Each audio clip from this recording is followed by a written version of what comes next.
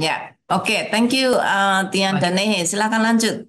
Ya, thank you Ibu Yulia dan juga Pak Max untuk tambahannya. Dan ini list dari keuntungan AI untuk konten sebenarnya banyak kalau Bapak Ibu cari pun sekarang puji Tuhannya banyak artikel juga Cie, yang mulai memuat ya, mulai mulai memuat memuat gitu keuntungan-keuntungan AI. keuntungan-keuntungan AI, tapi ada juga bahkan yang menguraikan gitu apa aja kekurangan dari AI. Salah satunya ya nanti akan kita bahas di selanjutnya gitu. Tapi kalau dari list ini kita lihat banyak sekali yang bisa dilakukan ya terkait pengeditan, bahkan mengumpulkan tadi informasi, membuat produk sampai bahkan ke tingkat promosi dan yang pasti bisa menerjemahkan. Jadi seperti itu ya nih ya. Ya, Dan mungkin kita akan lanjut ini beberapa tools yang nanti kita akan berikan. ya. Tapi mungkin kalau Bapak Ibu Saudara juga punya tools yang bagus, boleh dibagikan Disarankan ya. ya di kolom komentar Ya, juga dipersilahkan. silakan.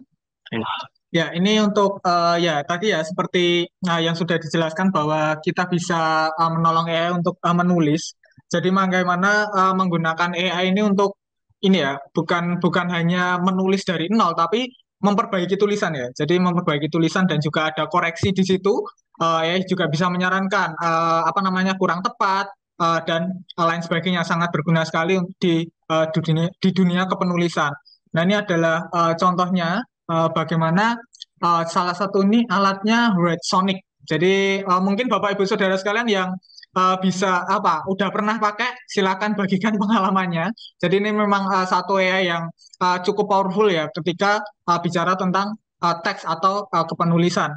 Nah, ini juga contoh-contohnya. Jadi ada bagaimana artikel, ada blog juga AI bisa disesuaikan dengan kebutuhan kita. Kita mau menulis blog, artikel atau lain sebagainya. Ya, Pak Max ada tambahan? Tidak. Well, iya, just hati-hati jangan sampai saya hanya Hmm. pinjam penulisan dalam arti um, berapa banyak orang hanya bilang ini topik dan penulisan itu 100% oleh AI. Writingnya harus mengrefleksi hatiku, keinginanku, dan AI mungkin akan nolong brainstorming. Mungkin daripada itu akan ada sejenis draft, tapi itu penting saya mengerjakan dan yang disampaikan oleh penulisan bukan pikiran AI yang saya pinjam, tetapi itu pergumulan saya yang AI mendampingi dan bisa menolong untuk edit dan setiap langkah. Tapi careful source-nya dan isinya dari mana? Ya, setuju banget ya. Jadi jangan kebalik, kita minta AI untuk membuat isi. Sebenarnya enggak, kita membuat isi, tapi kita minta AI untuk menambahkan atau untuk memberi ide, tapi tetap kita yang menulis gitu ya. Jadi jangan salah menempatkan AI, bukan dia yang menjadi penulis, tapi kita yang menjadi penulis. Tapi AI menolong mencarikan informasi, mencarikan beberapa hal, lalu memberikan brainstorming isi, lalu mengevaluasi atau memberi masukan. Oh, ini mungkin kurang ini, kurang itu. Jadi benar-benar menjadi teman. Tapi ketika kita yang menulis buku, dia itu hanya sebagai co-writer, bukan menjadi writer-nya gitu. Ya, ya, thank you. Apa namanya, Nehe? Terus. Oke, terus kemudian cara tentang editing ya. Jadi editing juga ada ya yang menolong dalam untuk menolong kita dalam proses editing. Jadi transkrip dan juga lain sebagainya kita bisa meminta tolong AI gitu untuk ini apa namanya menolong dalam proses editing. Tapi ya itu lagi perlu diingat bahwa kita harus double cross check lagi apa yang sudah AI hasilkan. Nah, ini adalah beberapa contoh ya. Beberapa contoh hasil dari ini editing yang AI lakukan seperti itu. Terus kemudian selanjutnya, Ya, selanjutnya juga ada di bagian penerjemahan. Ini kita salah satunya menggunakan DeepL gitu, karena ini cukup fleksibel. Dia bisa melakukan, bentar. Nah ini, dia bisa melakukan cross check atau pemilihan kata gitu. Jadi kita bisa sesuaikan. Contoh misalkan di sini di bagian tubuh, ini kita bisa ganti disesuaikan ya penggantiannya gitu. Misalkan anggota atau satu dan lain sebagainya gitu. Jadi dengan hal ini kita diberikan pilihan kata-kata yang sesuai dengan konteks gitu. Dan ini juga banyak sekali. Waktu itu saya juga pernah pakai terakhir itu karena Sabda pernah PA dari Oswald Chambers dan itu tuh satu kata yang saya cari tuh banyak sekali pemilihan terjemahannya gitu. Jadi dari situ kita bukan hanya belajar sesuai konteks, tapi bahkan belajar dari bahasa Inggris yang diterjemahkan ke Indonesia itu padanannya apa gitu. Jadi itu salah satu AI yang bisa dipakai, yaitu DeepL gitu. Dan kalau lihat lagi terkait ringkasan juga ini bisa digunakan yang pasti untuk meringkas dari artikel ataupun dari PDF yang ada. Dan salah satunya juga dipakai untuk summary di artikel online gitu atau e-artikel dan lain-lainnya.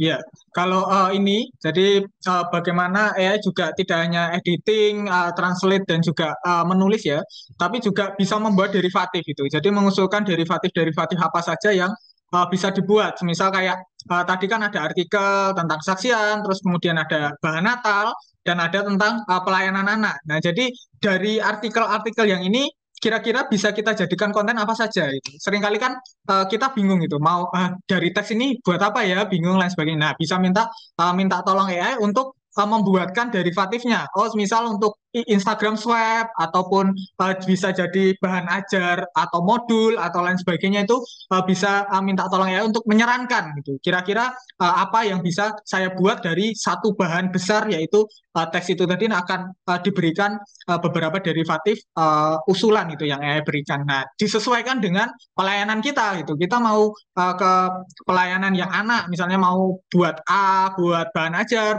atau buat modul dan lain sebagainya itu bisa disesuaikan. Jadi yang mengambil keputusan kita ya, manusia itu memutuskan pakai derivatif yang mana ya. Ini adalah contoh-contohnya ya, contoh dari derivatif yang bisa dibuat dari cerita 9 Allah memanggil Musa. Ini video bisa dijadikan apa saja seperti itu. Nah, ini adalah alat-alatnya ya Mas Dian ya. Jadi Iya, ada saran-saran alat dan mungkin dari Bapak Ibu Saudara sekalian ini ya ada yang tidak terlalu familiar dengan alat-alat ini, tetapi ini kami hanya menyarankan jika Bapak Ibu pernah pakai alat yang mungkin nyaman bagi Bapak Ibu Saudara sekalian ya it's okay, nggak apa-apa. Yang penting kan itu bisa menolong kita untuk membuat content creation. Iya, dan kalau dilihat dari sini ini ada kategori-kategorinya ya, dan beberapa pilihan alternatifnya gitu. Seperti untuk desain itu bisa pakai Midjourney atau sekarang juga pengembangan Adobe berkembang gitu untuk yang Firefly bisa digunakan dan bisa dicoba-coba juga. Dan ya ini masih sedikit, nanti bisa cari di internet atau bahkan tanya langsung ke AI apa yang bisa Anda sarankan untuk saya gunakan, terutama misalkan saya mau gunakan untuk hal-hal yang lebih expert dan lain sebagainya, itu bisa tanya ke AI langsung.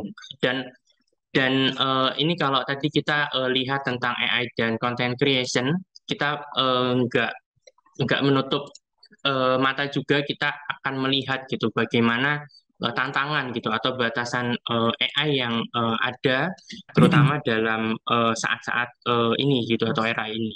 Ya. Atau dari Pak Ya, Max ada dan tambahan? tidak hanya jenis AI tetapi jenis content.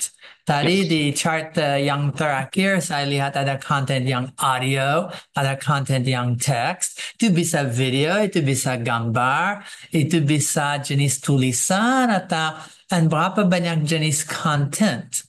Dan ternyata bikin pusing untuk lihat berapa banyak jenis AI yang khusus untuk konten-konten itu.